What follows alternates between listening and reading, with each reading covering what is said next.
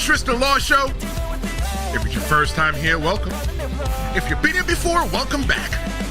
I'm Tristen Law, semi-retired pro wrestler. Today, I'm your host. Politics in wrestling. Should politics have any reason being in pro wrestling? That's what I thought when I saw this photo here. When I saw this photo of Triple H standing in the White House, shaking hands, smiling, representing the WWE next to Donald Trump. Well, you know, I'm not alone today when we're going to be discussing this today. I'm going to be discussing this with my good friend, Jess Thee Yaptain. You like how I said that? Thee Yaptain. She's going to be here with me today. You know, like that one. Some fans saw that video and said to themselves, look how far wrestling has come. And others said, what are we doing here? So that's our question for this episode. Do you even want politics in your pro wrestling? And I just want everybody to understand what this episode is about.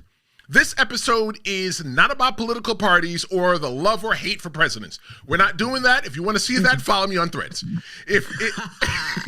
It's about what happens when pro wrestling and powers shake hands, sometimes literally. We're going to be looking at Linda McMahon in the cabinet with Donald Trump. We're going to be looking at Sergeant Slaughter waving the Iraqi flag to Muhammad Hassan's storyline gone wrong. Politics has always crept into the business. And today, we are going to be digging into why pro wrestling keeps chasing that power and what it costs. Jess, when you saw that Triple H photo in the White House, were you proud or did you cringe a little bit? Honestly, I was quite neutral. I was not surprised. You feel me? I was not surprised to see something like that. Like, let's just put politics to the side about Donald Trump. He is a businessman. Very much has always been that type of businessman. And one of the things that he definitely likes to invest in is sports, and particularly things like fighting, boxing, MMA, wrestling, things of that nature. So it was a power move on the McMahons' part. I will definitely say that. But I'm not surprised. I'm truly not surprised because we have all noticed that the WWE is on a money grab currently right now. So anything's possible. Well, I'll tell you this. That last photo, it was not an accident by any means whatsoever. I think it's the latest chapter in pro wrestling's long history of courting real world culture. You know, when you look at, you know, corporate kayfabe in the WWE and the White House, you know, you get things like Linda McMahon. You get Linda McMahon. She is the wife, or possibly still the wife, of Vince McMahon. I don't know, because from what I understand, I heard Vince McMahon got a side piece running around these days. But either way, that's not the problem. The issue that we're talking about today is politics in the WWE. And because she was trying to run for Senate, WWE shifted to PG during the Senate run. I don't know. Maybe they decided that they just want to clean up the act a little bit. Maybe, you know, the world shifted. Or maybe they just really did it because they wanted to be, you know, they want to make Linda McMahon look as favorable as possible when she was running. You know, eventually, fast forward years later, Linda McMahon, she joins Donald Trump's cabinet. WWE gains some legitimacy. It loses edge, all while happening. And then families, Triple H, Stephanie McMahon, Shane McMahon, Vince. I don't know, Vince didn't tweet. But you get family tweets of pride, and then you get fan backlash that say, keep that out of my wrestling. Listen, it's so funny that people are saying keep it out of wrestling like it hasn't been at wrestling the whole time. I'm sorry. Like we discussed the PG era, right? Listen, I'm not judging. I can't judge the company for going for what they feel would bring the company into the new era, into the 2025 era. And if that means getting in bed with Trump, one of very few rich men in rich men in the nation, I'm not mad, but I'm not happy either. I'm not the most judgmental person in the world, but that was a good move on Linda McMahon's part. You know, cut your ties with Vince. You know, because last time before we saw him at the Hulk Hogan, not reunion, but the memorial on, I think that was Raw, where we saw him standing there. He was there? Yes, he was there. It was either he only went to one. It was either the one at Raw or the one at SmackDown. But he was there because everybody was talking about everybody's uncomfortability, like just conspiracies. They was talking about how Jay was gritting his teeth, or how I think Gunther had no type of emotions on his face at all. He was there. Well, he was there. Fernando says, and thank you so much, Fernando, for being a loyal fan, audience member of the Tristen Law Show. He says, entertainment for me is an escape from the problems of the real world, and I hate it when my safe place from the real world is invaded by politics. You know what? I can't even fault Fernando for that. I'm gonna give Fernando a hand clap for that. You see, somebody like me, I've used pro wrestling as an escape my entire life. You know, when I lived in Florida and I moved to New York, pro wrestling was my friend. Pro wrestling, allowed me to go out and make new friends. And that's why the majority of my friends for a long time were pro wrestlers. When I was getting bullied in middle school and I needed like comebacks because, I wasn't good at dissing people, I would just quote Stone Cold Steve Austin. As corny as it may sounded, but Stone Cold Steve Austin had the ability to stand up to everybody else. You know what? I had the ability to stand up to people as well too. So Fernando, I get it. You don't want your right. I get it. I can't even dispute that with you. But when go ahead. Look who it would. All of that makes perfect sense. I'm all for it. I'm all for standing your ground, standing on business 10 toes. But we also got to play the game. This is, if you really realize, if you look at it, the industry, not just music, the industry, the entertainment industry as a whole, we're playing Game of Thrones.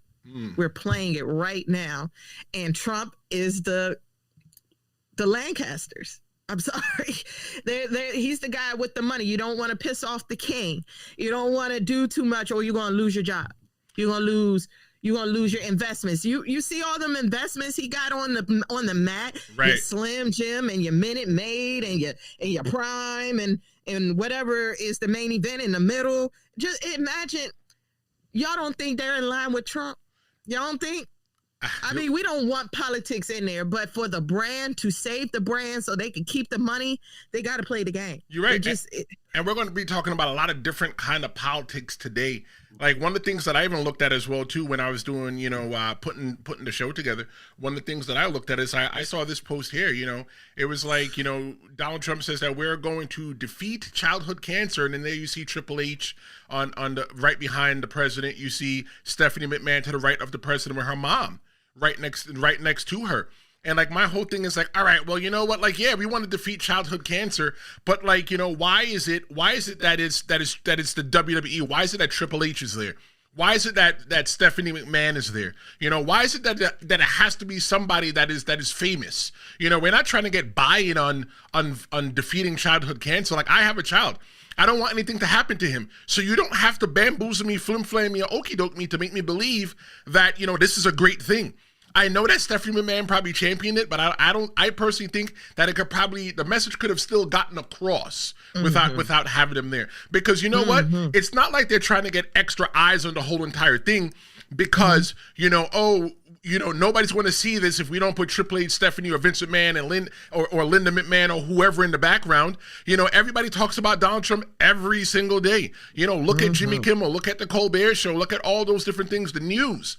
There's so many different spins on what's happening. So I think there might have been overkill. It might have been a little bit of excess to have them there. But the thing that you look at is that, okay, you see Triple H and you see Stephanie McMahon there, right?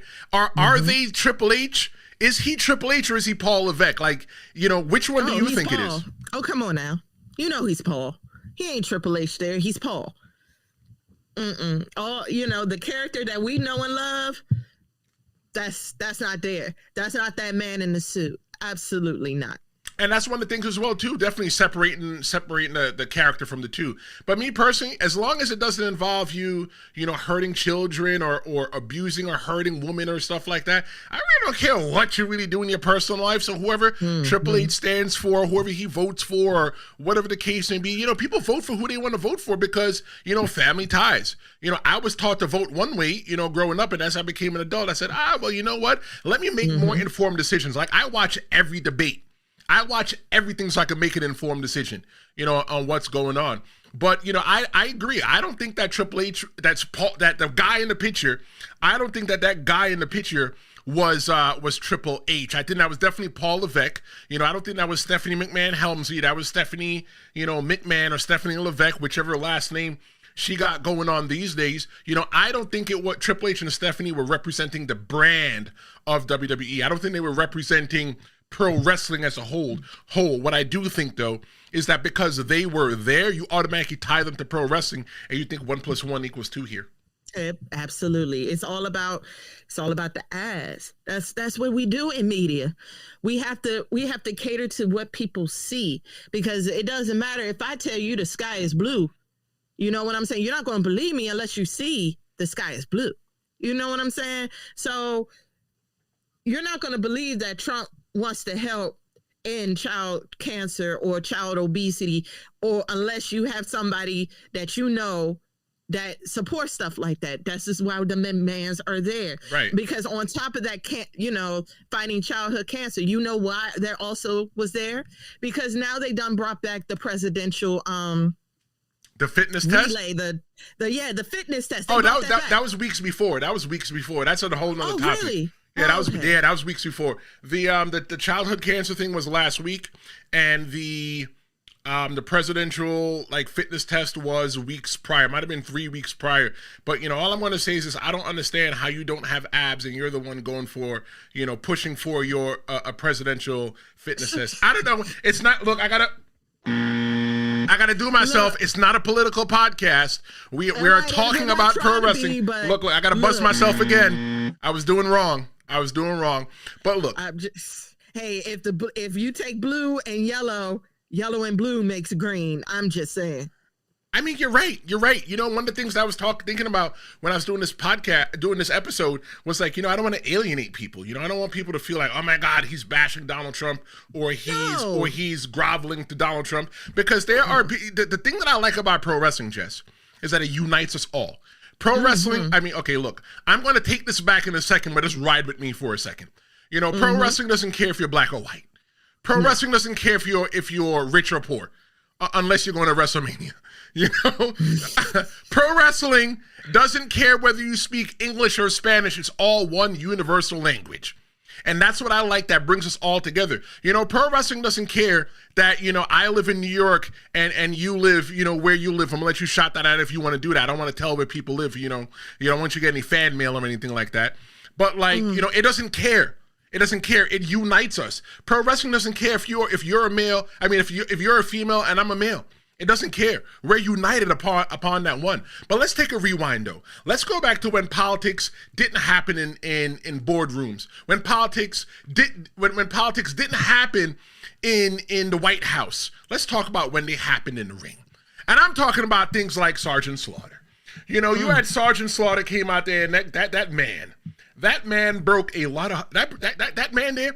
He broke a lot of hearts of kids in 1991. You know why he broke a lot? Because I know, Jess, that you weren't a pro wrestling fan probably back then. You fell into love. You remember that? Babe. Huh? I wasn't even born. Jess said she wasn't even born yet. Let's give Jess a hand clap. So she can't even tell you what it was like. You know what? I can't really tell you what it was like either, because we didn't get to watch all the stuff. But going back and reliving it, in 1991, when Sergeant Slaughter decided that he wanted to be an Iraqi sympathizer and support the Gulf War. This is all in kayfabe, of course. And support the Gulf War. He broke a lot of kids' heart in 1991. You know why, Jess? Why? Because he was G.I. Joe.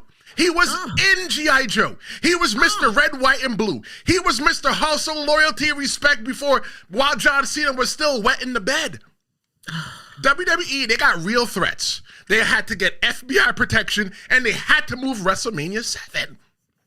Wow, it was that deep. You know what, Jess, I do want to say, though, I do like that, you do have a lapse when it comes to pro wrestling, because there's so much things that we can do here, because you just never probably experienced it before, but, in pro wrestling, so I think that's going to be cool. But it's like, at the time, when you watch the whole video back and you watch the whole entire series of what's going on at the time, it's like the question you ask yourself looking at this whole thing, did patriotism cross into exploitation? We knew that well, we didn't know then, but we know now that Sergeant Slaughter, he wasn't a Marine. Sergeant Slaughter was as much as a Marine as my daddy was a Marine, and he was Jamaican, and he was even eligible to be a Marine probably. That's neither here nor there.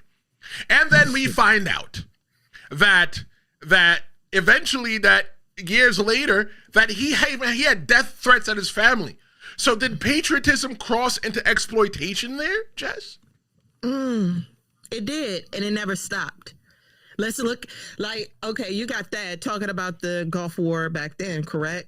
Right, 1991. Let's go think about the Vince McMahon documentary. Remember how he talked about how there was this whole thing with Hulk Hogan, right? And Sulky? Am I right? You talking about the Iron Sheik? The hot Iron Sheik. A hot toy. You hear me? So, I was watching it and he was explaining what that was. You had Hulk Hogan, the American hero, and then you have Iron Sheik, the anti-American, evil Arab. And everybody knows that, the Arabs and the Americans were not the best of friends, especially back then. Unless you're doing like WrestleMania in Saudi Arabia, that's a whole different discussion as well too. Oh yeah, we'll get to that, right? It's crazy how we used to joke on each other, and now we're just, now. But look how far that we've come. Right, look how far we come. So you have that. It's always been there, but I guess to make I don't want to say a joke, but make light of it, that to let people know that WWE is not ignorant. They know what's happening outside. They see the climate, but we're going to make it so it's entertaining and not too much to digest. I'm sorry, that's what I think about this whole El Grande Americano guy, because it's so funny. It's so funny how he, we had the LWO and they was doing their thing. All of a sudden, they're gone. You picked up AAA. Where do you think they went? I'm not even going to do it. I don't want to get canceled. Where do you think they went?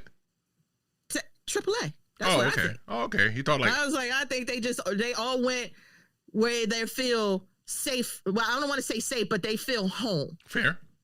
You know what I'm saying? Being around the people that they know are home, and they don't have to deal with racism and ignorance, because at the end of the day, people can get real ignorant at that WWE. We hear it, we see it. And that's why I was like, the El Grande Americano, it's cute. Right. But it's a little, because it's like, okay, you're kind of sided with Trump. Gulf of America. Come on now. That's the too political button today. When one of us are too political, I want to hit the button on us, and it's going to bring us right back. But okay, sorry. It's just to keep people. It's more so to keep people entertained, but also know that WWE is not. They know what's going on outside. So what Fernando says that he was in elementary school when Sergeant Slaughter betrayed America. Imagine, Fernando was a young man in elementary school. I was in elementary school too, Fernando. I was probably in 6th grade. Actually, yeah, WrestleMania 7. Yeah, I was in 6th grade. Imagine Fernando in elementary school, loving pro wrestling, having all of the G.I. Joe action figures, all of them, and then seeing Sergeant Slaughter, his hero, standing right next to Hulk Hogan, but he turned his back on America. He also said that Hacksaw Jim Duggan joining Team Canada doing the WCW Nitro days hurt as well too. Look, sometimes wrestling is real. And it's like the question that I think about doing this whole entire thing is, can pro wrestling touch sensitive topics without offending the fans, Jess? Yes. They've been doing it for years. Again, going back to the El Grande Americano. Come on now. With the climate outside, and you're making a better light, saying, look, you got this guy. He is he's playing a Mexican luchador. But we don't know who it is though. I don't know. I'm not going to confirm or deny Right. that that's not Legwig cast. Like, I'm not going to confirm nor deny that's not Mr. Kaiser. But whoever that man is from Mexico. Allegedly, because we don't know. We've never seen his passport.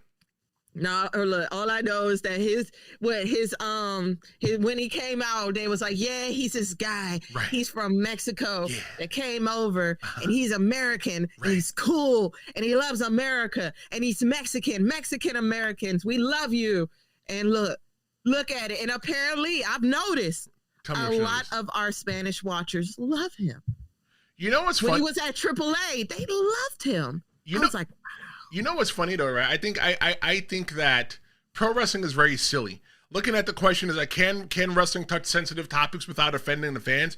I think pro wrestling is really silly. And the reason why I think it's silly is because pro wrestling always stands on that line.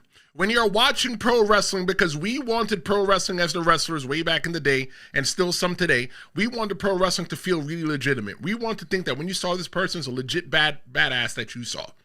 So now sometimes people have a hard time separating the one from the two, right?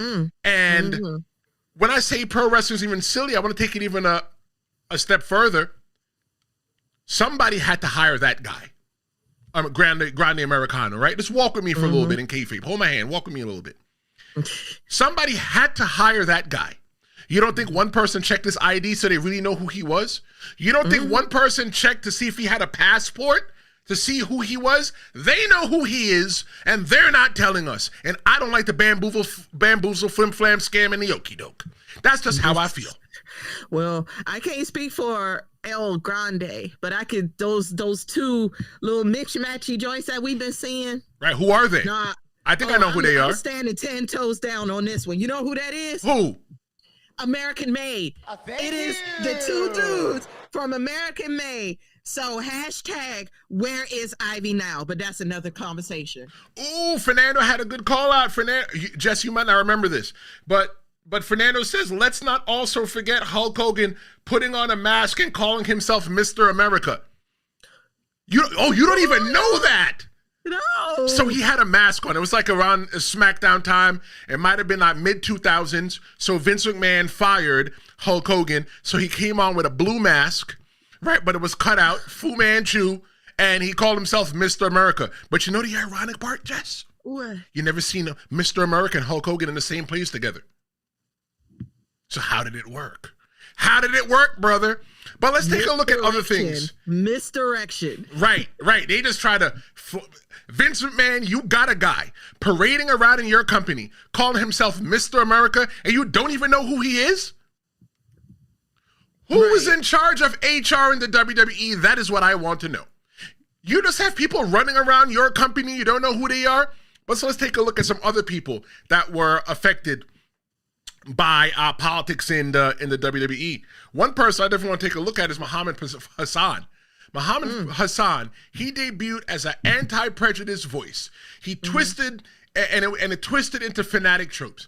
The segment that with him, it aired the same exact day as the bombings in London, and the network, it pulls the character. Look, he debuted in the WWE on SmackDown in December 2004, Jess, and he was gone by July 2025. He only lasted the summer. His career destroyed by timing and optics. He went back to school, though, after being released by the WWE and became an educator. He was positioned, though, as the man. Jess, do you remember Muhammad Hassan? Before your time. Muhammad Hassan. I was in middle school. Like you said, 04, 03. Yeah, about 04, 03-ish. Yeah. You was in middle school. And the thing with this, though, right, he was positioned as the man. He was in a high-profile match with The Undertaker and was allegedly supposed to take the belt off Batista, but UPN decided they didn't want him there on the television anymore because it was a little bit too much. And I get it. You know, there's things that you don't want to be insensitive, right? It's all about empathy, putting yourself in people's shoes and seeing how they would feel. You know, you know, people lost a lot of people between 9/11 and the London bombing and all the other stuff, the USS Cole and all that other stuff. You know, I remember sitting in pro wrestling school with Jessie Neal. People might not remember Jessie Neal, but he was in the USS Cole, veteran, and he was in TNA. But I remember sitting with him before he became, into TNA, became this TV wrestler. And one of the things he'd always talk about was the USS Cole. Like, it bothered him. It still bothered him. And I think that I get it that people are being empathetic, and they're saying, you know what, let's just take him off TV. But his career got thrown away after that. But luckily he was smart enough just to go back to college, go back to school and make something of himself. And you know what? He doesn't need wrestling. Right now he's a director, I think, of a school somewhere upstate New York in like the country somewhere. So yes, children, always have a plan B if your plan A fails. That's right. And right now, this feels like my plan A, and I got a plan B. My plan B is my regular job, but I promise you, Jess, this is going to be my my plan A. And I hope that you get to come with me. But I would love to. Fernando says he was enjoying the Hassan storyline. It was interesting for me. In about 04, I might have been 19. Every year that starts with a 0 or a 5, I'm either a 5 or a 0. So in 2000, I was 15. So 04, I might have been like 17, 18. So 17. Trish, you don't have to make me feel like a little baby. Oh, well, you don't have to make me feel like an old man. I was like, dang, dude, I'm literally barely skimming my double digits yet. Like, what? Yeah, look, Jess is so brand new to the double digits that the plastic is still on her. But if you were booking today, right? Okay. If you were booking today, you were in the booking committee, you're in the office with Triple H. How would you modernize a patriotic or controversial heel without crossing the line? I have an idea as a semi-retired pro wrestler. Tell me what you think as a fan. The floor is yours. As a fan, I think what they're doing right now is the safest bet. Honestly, just keep it light, keep it fresh, keep it comedic. You know what I'm saying? I truly at first, I was not feeling this whole El Grande Americano story thing at first. But then as time progressed, as the climate changed outside, I started like, you know what? I like it. I started to like it, especially with his interactions with Dominic Mysterio. So I'm like, WWE, this is probably your safer bet. Keep it light, keep it sweet, keep it entertaining, keep it funny, but don't go over the mat. You know what I'm saying? Like they did back in the 90s and early 2000s. Don't do that, because this is a different era. These are different people watching wrestling now. Cancel culture is a real thing. I'm not trying to say people are a little too sensitive, but people are very much conscious about certain things, so you don't want to step on those toes. You get me, Trish? You don't want to do too much. And so for me, if I was booking that, me being a semi-retired pro wrestler, I would book it as crazy as possible. Because here's the way I look at it. When I say that wrestling is silly even as well too, I look at it like this. How is it that you can have a movie that talks about crazy things, that talks about, people, getting kidnapped and stuff like that, but you can't really do it in real wrestling because people, feel a certain kind of way about it? I would book it 100% as legitimate as possible. I would book it I would book a controversial heel as controversial as possible. I love a person like MJF. I love watching MJF because MJF is what wrestling used to be, right? You're talking about you want to make wrestling great again. MJF is what wrestling used to be. When you're looking at something patriotic or something like that, patriotic, I would book it all the way. I would book it as cheesy and corny as possible because you know what? People love their country.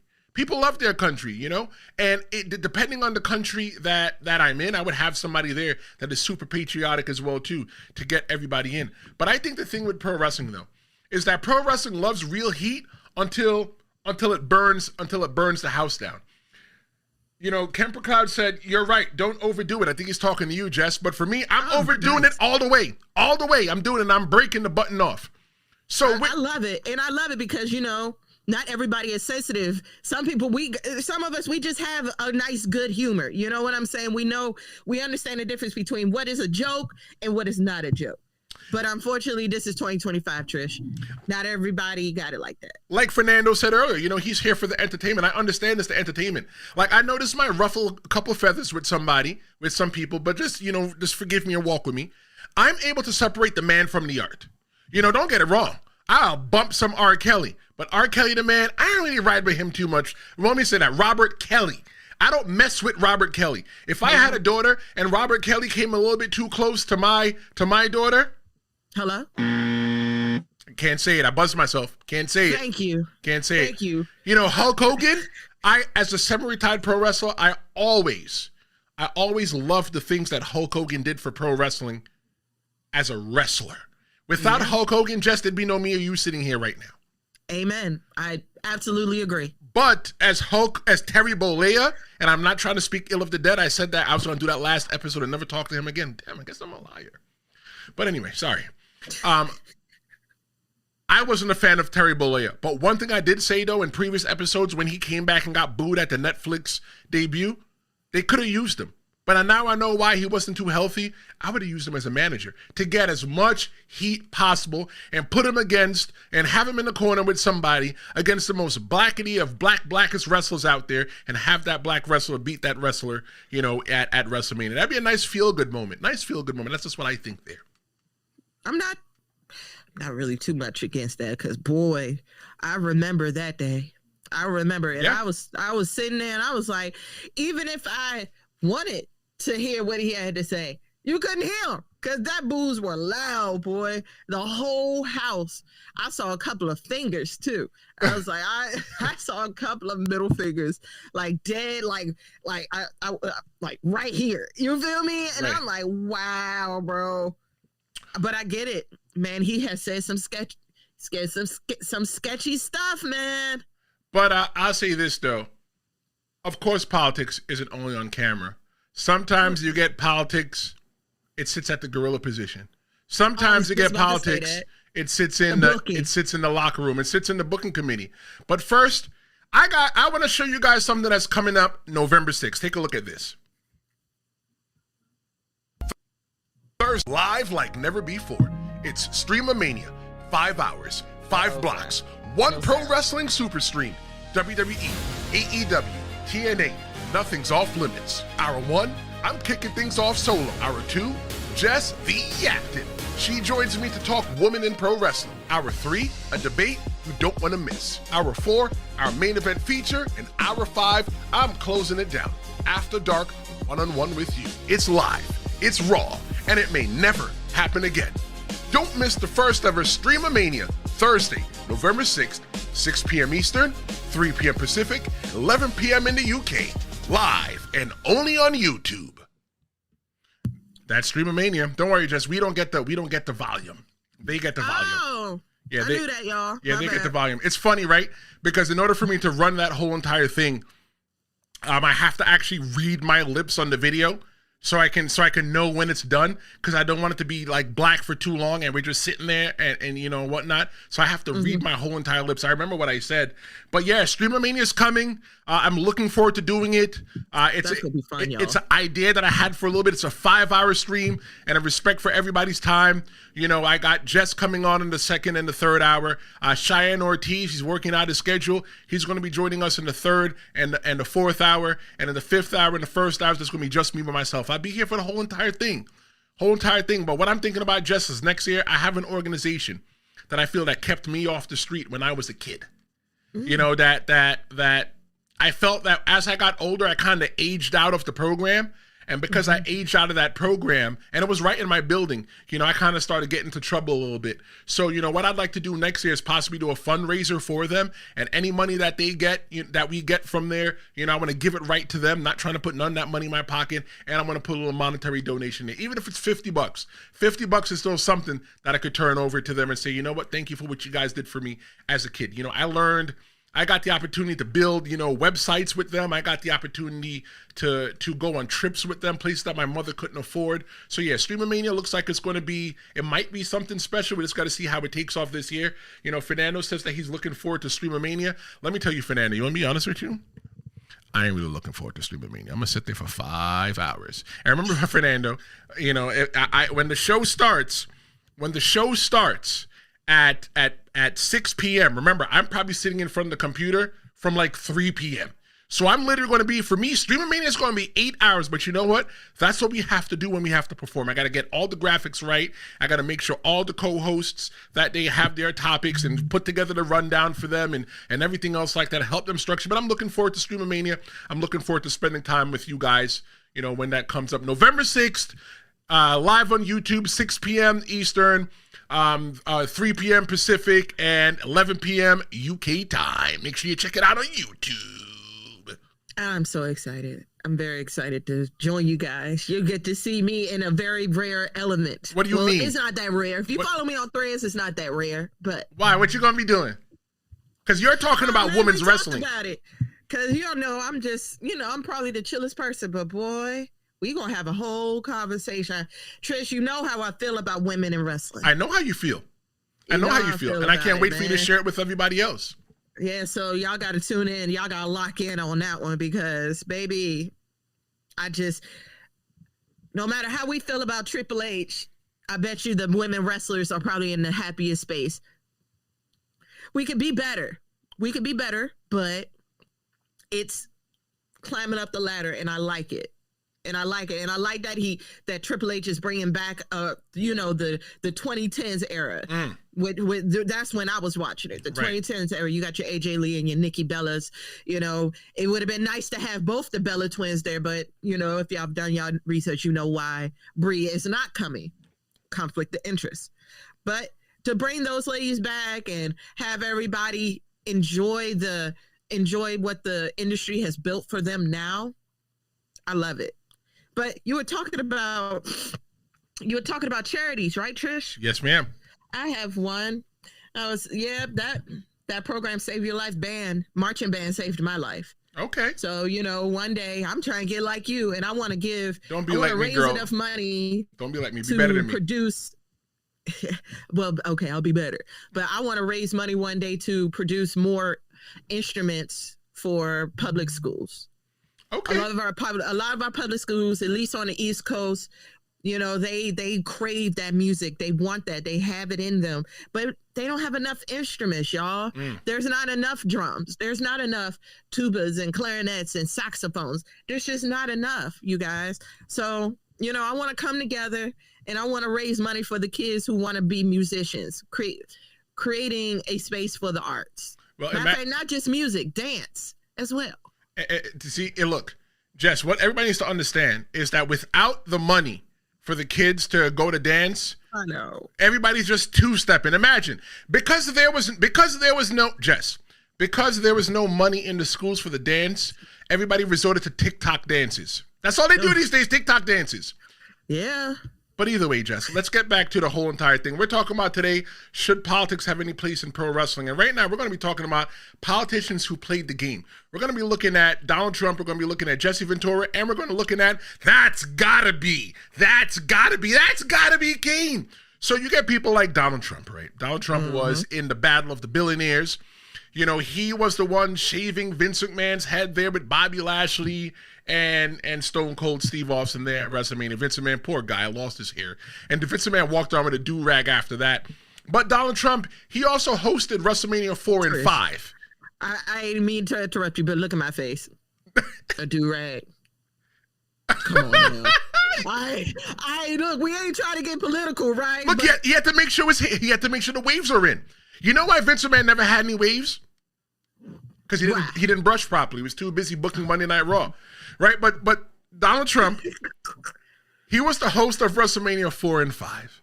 If it wasn't for Donald Trump, look, I guess that WrestleMania would have never made it to the New Jersey Boardwalk. I remember going to the New Jersey Boardwalk in Atlantic City and walking by and was like, you know what? That's the building where WrestleMania 4 and 5 was. Regardless of anything, how you might feel politically or anything like that, I recognize pro wrestling history as it is. You know that WrestleMania, everybody's talking about Las Vegas getting WrestleMania 2 years in a row. Well, WrestleMania 4 and 5 was the first WrestleMania that went back to back. You know what? Maybe there was an issue with it then. There was no Tristen Law show back then, and back then I was still probably wet in the bed. Depends. I probably wet the bed till I was 7. Just kidding. Maybe not. But the whole entire thing though is that was anybody worried about it back then? No, because they considered it new. You just said it, number 4. We're at like what? We're at 46 now or something like that. Damn! Don't make WrestleMania that old. WrestleMania 42, 3. Where are we at now? We're at WrestleMania 40, 42. 40 is where Cody tried to finish the story. 41 is where 39 is where he tried to finish the story. 40 is where he won. 41 is where he lost to the John Cena. This is so crazy hard to remember things like this. Don't ask me nothing about no sports. I can't tell you about nothing about no foosball because football's the devil. But I can sit here and I can tell you about pro wrestling all day long. Absolutely. So here we are. Think about it. So, it's at 4 or 5. So, and this is the 90s, early 90s? Yes. Late 80s? Yes. This is early 90s. So early 90s. Come on. Them fools over the ESPN and all the sports people, they wasn't thinking that wrestling was going to go anywhere. They was like, all right, we'll give them their little 4, 5 little things and we just gonna just brush them away. You know what I'm saying? But they didn't see it. They didn't see what was going on. They didn't see how Vince McMahon, which I will say, man, he's a hell of a businessman, boy. Woo! Hand clap to Vince McMahon for true. Because one of the things with Vince McMahon and New Jersey is that, why it eventually got called sports entertainment by Vince McMahon, Jess? If you know, you know. If you don't know, you don't know. But today you will know. Yeah, tell me, teach me. So the reason why they call it sports entertainment is because Vince McMahon had to show politicians, he had to show local governments that pro wrestling is not what you really think. That pro wrestling shouldn't be held to the same exact standards of boxing because it's staged. It's a work of art. But what it is, it's still an athletic competition. But it's probably closer to Broadway than it is to boxing, but you know what? The two collide. And what happened was that he went to the New Jersey government and told them that just so that they can get rid of the licensing procedures in New Jersey. I know a lot of wrestlers who have wrestled in Jersey back in the day. And one of the things that they did was that they would have to have a license. In New York, you might have had to have a license at one time, but as a promoter, you just need to have a license. And it costs a lot of money to run a pro wrestling show. But once the licensing requirement on New Jersey wrestlers and promotions relaxed, pro wrestling companies started springing up everywhere. I remember, Jess, wrestling in 2009, 2010, 11, 12 in Jersey. There'd be a show in one town. Next show over, there'd be another town. Show over from that, there's another town. New Jersey was littered with shows. Where did they find so many pro wrestling rings to put in New Jersey in one night? I don't know, but that's what it was like. So, I think that was a part of Vince McMahon going to, New Jersey and getting WrestleMania 4 and 5 there. Obviously, by them putting WrestleMania 4 and 5 there and doing back-to-back years with Las Vegas, it has to be something lucrative in it for them. They're not just going to go there because they're throwing away money. I don't know. Talking about this just goes back again. I watched a Vince McMahon documentary and he just was like, I want to be better than my father. My father said this ain't gonna work, so I'm about to prove him wrong. I'm about to take him over. And he did. Fernando. And he showed that, and they showed that wrestling was more than tight spandex and a goofy looking helmet and y'all trying to push each other out of a circle like sumo wrestlers. It's way more than that. You're right. Fernando says at the time, Trump was not in politics. He was just a rich guy who owned casinos. Yeah, you're right.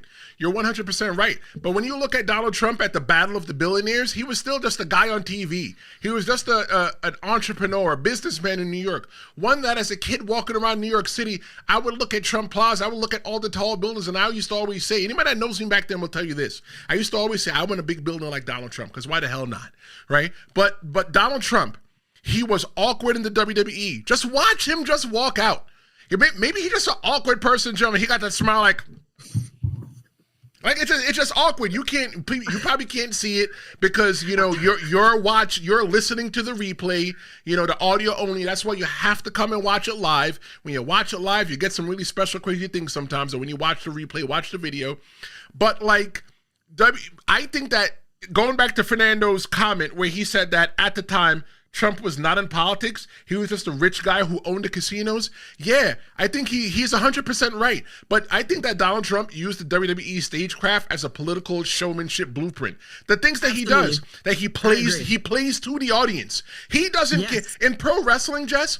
One of the things is that, you know what, in order to be a good heel, and I'm talking about back in the days, or even looking at somebody like MJF, in order for you to be a good heel, you have to care. You have to not care that you're not liked. Mm-hmm. Look, as I said, this is not about talking about if you love the president or hate the president, but looking at the president of the United States, most people look at him like he's a heel. But a lot of people look at him like he's the babyface. And you know what? Some people like the heels and some people dislike the heels. And he just played it up. You know, the way that he gets on the microphone and he talks and he just says what he says, it's heelish. It's all pro wrestling. And when you look at pro wrestling, you got people like Muhammad Ali, people like that says that pro wrestling helped them, you know, learn to talk in front of in an audience, to learn how to cut a promo, to learn how to run somebody down. And that's fine for TV. It's not fine for sitting in the biggest chair in the nation. You're right. But what makes pro wrestlers so good at connecting with the crowds as compared to most public figures, Jess? What do you think? See, making themselves relatable. I think just to make them feel safe, like they know them, like your family. Like, hey, you know, like I'm like that cousin you don't like. I'm like that aunt you don't like. I'm like, you know, or I'm that cousin you love, know and love that you always take a walk with during Thanksgiving. But, you know, just, you know, you try to feel homey. I think that's the goal of anything, where it's wrestling. Where it's wrestling, acting, whatever you do in the industry, your whole goal is to make people feel comfortable, safe, and feel like you are the most relatable person in the world. This is why Trump is where he is right now. And, you know, I'm telling you, maybe that's the thing as well, too, when it comes to pro wrestlers, right? You know, you could look at that pro wrestler and say, you know what, even though that person's a heel, I could understand why they behave that way. Mm-hmm. I could understand why they behave that way. When you look at your politician, you look at your mayor, you look at your governor, you look at your, you know, your council people. Maybe you look at them, you just don't understand why. But, like, you know, you look at Jesse Ventura. Jesse Ventura, he was a wrestler. He's a fully retired wrestler, not semi-retired like me. He was the governor of Minnesota. He was the SummerSlam 1999 guest referee. You know, when you look at Jesse Ventura, there's always media outrage with him, from him. You know, he gets hometown cheers. They love him in Minnesota. You know, they were able to connect with him because, you know, he's a homegrown guy. You know, and I think that just like you said, Jess, just like you said, people can relate to them. And I think that authenticity, it always wins. You can't never say, just be yourself. And that's one of the things that I tell people when you do your own podcast, when you come and you talk to people, you know, when I do this, I'm just being myself. You want to hang around with me and you want to talk about wrestling in real life, this is how I'll be. And don't you dare tell me that Triple H is not the GOAT of all time. He's not the greatest of all time, because we're going to have that discussion. But even look at people like Glenn Jacobs. You remember Glenn Jacobs, Mr. That's gotta be Kane? You know, he's a WWE legend. He's the Knox County mayor in Tennessee, and he chokeslammed high taxes. That was his ad. He chokeslammed high taxes, and for him, it was showbiz meets the civics. That's how he did it. Again, we just talked about it. Sometimes your plan B becomes your plan A, and maybe sometimes they morph together. I'm sorry. Go ahead, Trish. No, go ahead.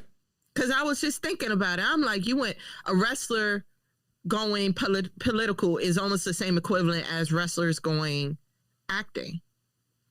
You know what I'm saying? Sometimes you just, you know, not everybody is like 1000% wrestling. Sometimes people just got their, you know, they're like, damn, you know, I love to wrestle, but you know what? You know, my city is dying, or my city is suffering. Right. Like, I feel like I should do something. And since I'm this face of wrestling and people know me from wrestling, they're going to trust me. And because, like you said, because they trust me and they know I'm from here, and say, hey, you know, yeah, I may have been wrestling, but I see you. Right. You know what I'm saying? I see you, and I want to help. I want to take my wrestling money and not sit on it, but I want to give back. You know, they love the ones that love to give back. Love him. Love the ones to give back. That's why John Cena is one of the greats, because he loves the kids. He gives back to finding child care. Come on now. And that's the guy you couldn't even see. You couldn't even see him. All of it. All of it. Remember, we just talked about the childhood cancer, right? What is John Cena's number one charity? What is it? Make-A-Wish Foundation. What do they do with what type of children is at Make-A-Wish? Usually kids that have some kind of or patients that have terminally ill ailments. Mm-hmm. That have terminal ailments. Which is number one thing might be cancer. Yeah. Childhood cancer. You're right.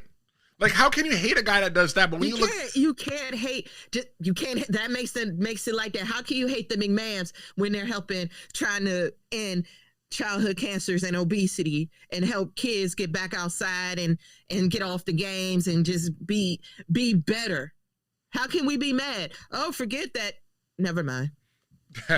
Fernando says that. Like, before you buzz me, I'm like, never mind. I'm just gonna do it. Fernando says that Triple H is the GOAT. You know, shout out to you. Yeah. But I think that, you know, like, wrestlers are people as well too.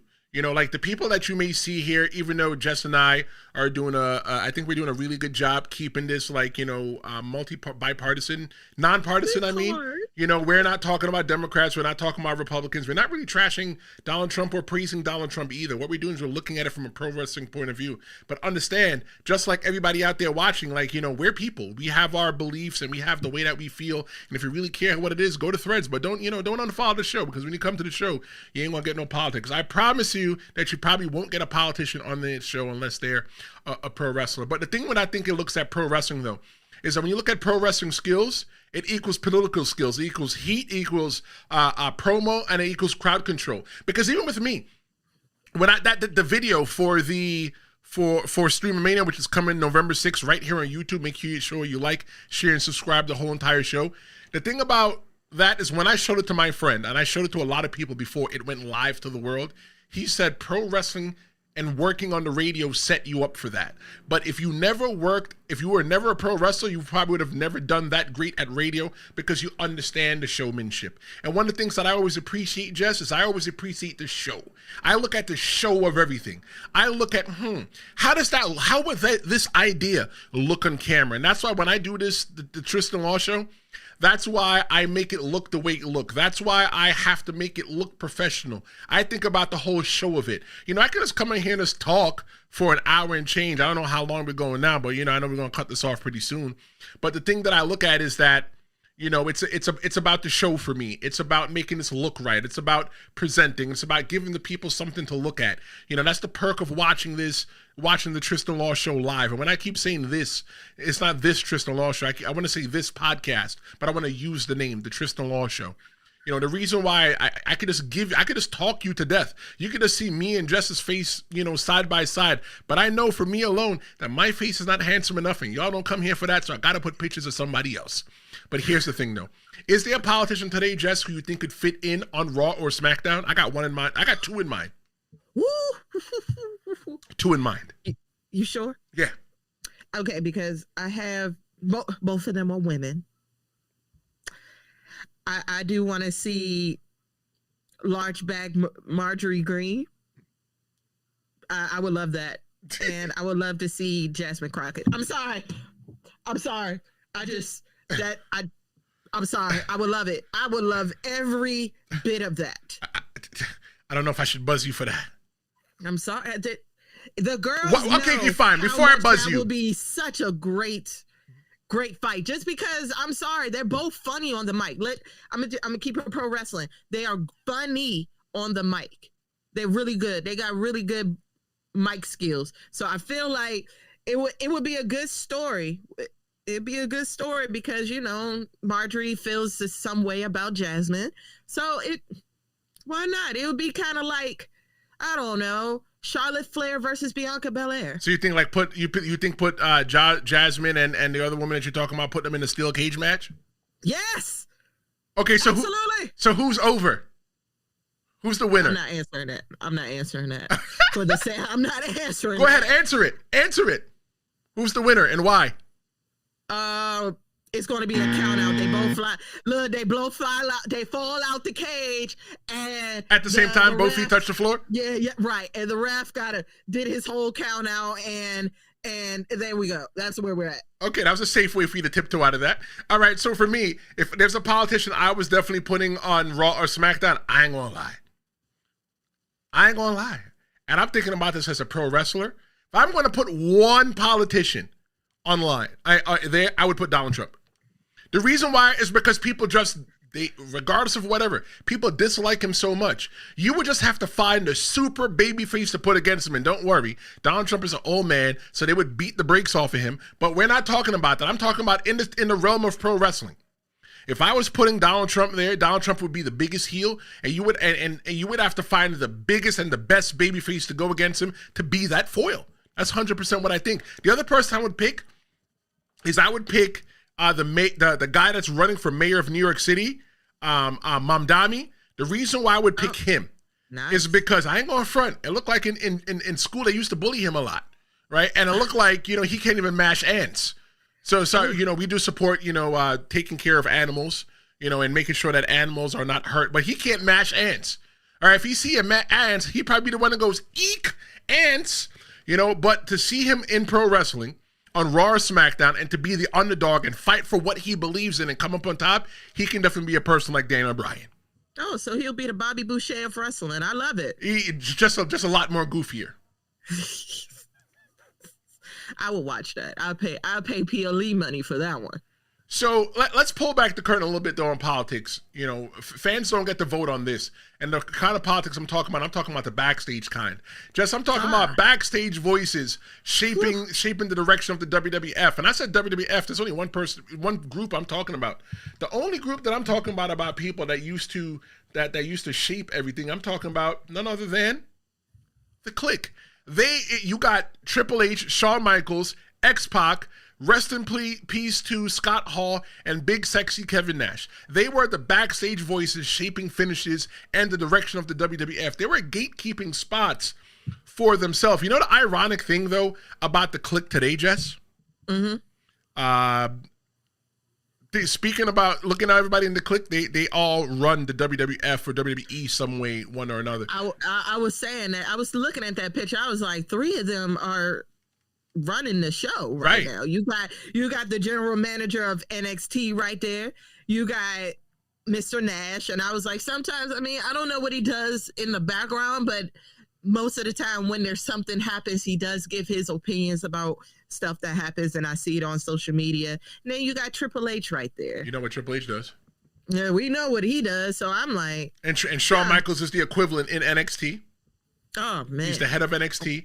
Kevin Nash in NXT. God, he's good. I'm not sure how much involved Kevin Nash is, but I've seen X-Pac. Sean Waltman, I've seen him that maybe he's backstage at NXT, maybe he's a producer or stuff like that. Fernando says that he would like to see Marjorie Green versus AOC in a steel cage match. Look, I want to see Marjorie Green versus AOC in a New York City street fight. Oh, well, if y'all know who AOC is, y'all know who's going to win that match. Yeah, definitely. But one of the things that Bret Hart said about the Kliq, though, was he called them a cancer in the locker room. They were people that at the time that, like when you look at people like Bret Hart was taught by one of the old guards. His father was a legit badass in pro wrestling. And there was a way that Bret Hart viewed and saw pro wrestling. And one of the things is to look at his book to see, if you want to get an idea of what that was. Great book. I read it. But Triple H and them had a brand new way of looking at pro wrestling. And it was something that he didn't like. But eventually it went on to 1997, the Montreal Screwjob. I don't matter. Jess was probably just still a baby then. But I think that was Vince's power move. He said that Bret screwed Bret. It was the birth of Mr. McMahon, a villain. And it was backstage politics. It became storyline that we all got to see. See, you didn't even get to live that live.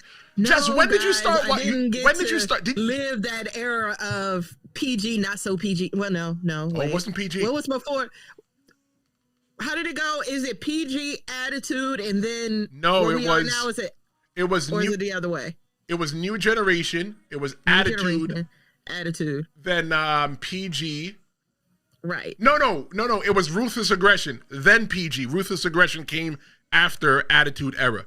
So it's Attitude Era, Ruthless Aggression, PG, and then we got the, I think it's called the Reality Era, and now we're in the Paul Levesque era. Got it. Okay. Yeah. Or the Netflix era, or the streaming era. It all depends on what they call it. Right. The streaming era. But I guess so I guess my time would be the PG era when John Cena was culture appropriating a little bit. So that would be my era. I love him, greatest of all time, but that was one thing that never sat right with me in the WWE, the kind of the culture appropriation that was happening. If you know, you know. I'm not going to bash them because it was entertaining. It was a great story. But come on. So you growing up, Jess, who was like your number one? Mine was Stone Cold Steve Austin, The Rock, The Undertaker, Mankind. Those were like my guys. Who was your guy? I knew them, and I knew of them. But you knew about them on the tail end. I got to see the rise of all four men. Oh yeah, I never got to see that. I got to see the rise of John Cena. I got to see the rise of the Usos, and I got to see the end of Rashiki. I got to see his end, but I did. But that's one thing. That's why I was like, I knew I liked Rikishi, the father, and Booker T. It was that was the one match I got to see from back in the day, Booker T versus Rikishi. And it would happen to be that one when Rikishi was just coming out the bathroom.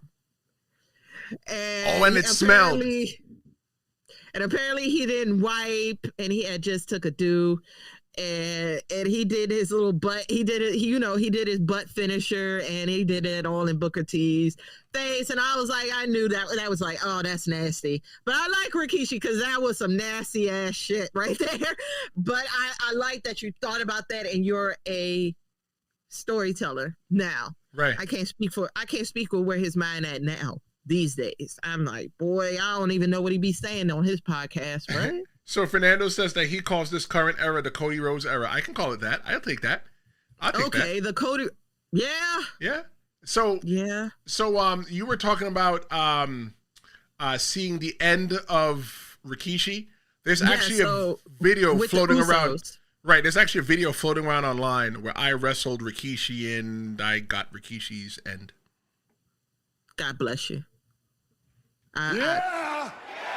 That's all I gotta say. God bless you. I'm so happy you're here to tell your story, and you're entitled to compensation. I am entitled to compensation because Rikishi rubbed his buttocks in my face, both cheeks, and they had dimples on it. And I thought I had chocolate in my teeth. It wasn't chocolate. So in 2014, you got people like CM Punk. CM Punk walked out because of politics.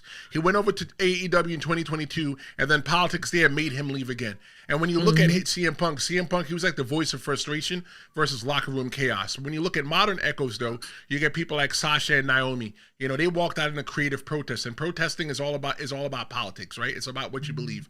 But politics, though, it isn't about power. It's more about push or pull principles. When fans say that so-and-so got buried, though, Jess, what does that mean to you, and how obvious is it as a fan?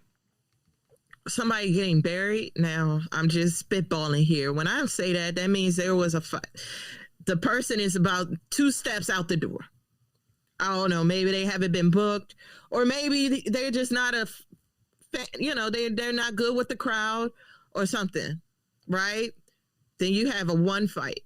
This is why when you said it, the only person I could think of that possibly got buried was, what's her name? Ronda Rousey? Ronda Rousey did the burying. She had the shovel. Really? Yeah, she was the one. She buried people. I don't think Ronda Rousey was buried. Ronda Rousey got put into a position because of who she was coming into the WWE. And I feel that Ronda Rousey, she bit the hand walking out. Maybe that could be an episode down the line. I don't know. Oh, because I thought, you said the wrong things, or you did the wrong things that goes against whatever you agreed to do. And Vince does, you don't go against Vince McMahon. If he tells you to do something, you might want to do it. Back then, I mean, that's just watching Total Divas. If you didn't do what he told you to do, you're going to get told about. Right, and I think too, like when your boss does tell you to do something, or ask you to do something, you still always have the choice to not do it. But at the time in the WWE, when it looked like there wasn't many places to work in pro wrestling, you had to, you had to kind of do what you had to do. Like, okay, even looking at the Attitude Era, okay, do I do what Vince McMahon says, or do I go work for WCW and make less money, depending on who you are? Do you do what Vince McMahon says, or do you go to ECW? Do you, in looking at the ruthless aggression era, there's really no place to wrestle. TNA, do you go move to Nashville and make less money? So, the thing though is that when you ask me, as a semi-retired pro wrestler, as a fan, when people say so and so got buried, what does that mean to me? What it means to me is that such and such is not getting the opportunity that they deserve. I can clearly tell that person's a good wrestler. I can clearly tell that person wants more. They look the part, their body's in shape, they're every single thing, and how obvious it is to me, it's real obvious, because why aren't they getting the opportunity? Like R-Truth. I think that R-Truth is getting buried. Like looking at LA Knight, we talked about LA Knight last episode. No, I talked about LA Knight last episode. I feel like LA Knight was standing on the line. He was standing on the line. Drew was on the line, but he wasn't going to allow that. That's right. Drew was like, no, you're not about to bury me. You're not doing that. When me and John and all of us came out at the same time, and you really think you're going to disrespect me like that? No. They tried to do that with Damien. Slowly but surely, they're trying to, the older ones that are like late 30s, early 40s, you see that how they're trying to give them less and less and less. Right. And they're like, no, I'm not going for that. Right. I'm not doing it. And Fernando says that Ronda was given too much too fast. So yeah, possibly something for us to take a look at. But I'll tell you this though, as a semi-retired pro wrestler, I tell you, sometimes the match that you lose is the match backstage. It hurts more than the one that you lose in the ring. But after this, after all this, from the White House to the locker room, do we really want politics out of pro wrestling, or just the kind that we don't like? Looking at the poll, I asked everybody today, the live poll, do you like politics in your pro wrestling? 14% of the people said yes, and 86 people overwhelmingly said no. People don't like politics in the pro wrestling. And I get it. And I go back to Fernando all the way in the beginning. Fernando pretty much says that pro wrestling is his escape. I don't want politics in my pro wrestling, whether it's backstage or whether it's, in the White House. What I'm looking for, I'm looking for entertainment. Now, you can touch real life because pro wrestling stands in real life, and I just don't want politics in my pro wrestling. Jess, sum it all up. What's your message to fans who say to keep politics out of pro wrestling? I'm with you, and I understand how you guys all feel. However, unfortunately, this is America. You can't make a industry feel like they are not conscious to what is going on outside. Then they're going to be like, then y'all going to be upset saying, "Dang, why y'all not talking about this, or why you not making light of of this?" You know what I'm saying? So I think it's a slippery slope. I think it's an even slope. So I think everybody should just enjoy the show. You understand? I agree. Just enjoy the show. Everyone got their own thoughts about the left, the right, the middle, what have you. But the number one thing you need to do is just enjoy the show, enjoy the story. Because at the end of the day, these pro wrestlers, one, they got to eat. And they're doing what they got to do to get their bills paid. No matter what their political stances are on things, they got to eat. You see, when I think about the whole entire thing too, Jess, yeah, 100%. Like, I do things for money because I've become accustomed in the last 40 years to liking eating. Actually, I don't like eating. I love eating. I bought this beef rib last night, and I'm not supposed to eat beef or pork because it messes with my stomach. But it was so good, Jess. But I'll tell you this: I say that politics in wrestling is as old as the business itself. From patriotism to power plays, it's not going away. The real question is how much we let it run the show. That's what it is for me. Oh, Jess is eating. It's live. Well, thank you so much for joining us. That was Should Politics Have Any Business in Pro Wrestling? I think that we'll be back Wednesday. I got to check my schedule sometime Wednesday. I'm Tristen Law. She is Jess Thee Yaptain. Don't forget, November 6th is going to be Stream-A-Mania. 5 hours, 5 blocks. It's going to be one super stream. Make sure you catch that live. Thank you so much for joining us. Make sure you like, share, and subscribe. I'm Tristen Law. This is the Tristen Law Show, and I'll see you next time. Flashing red lights, driving at night, windowless ride, feel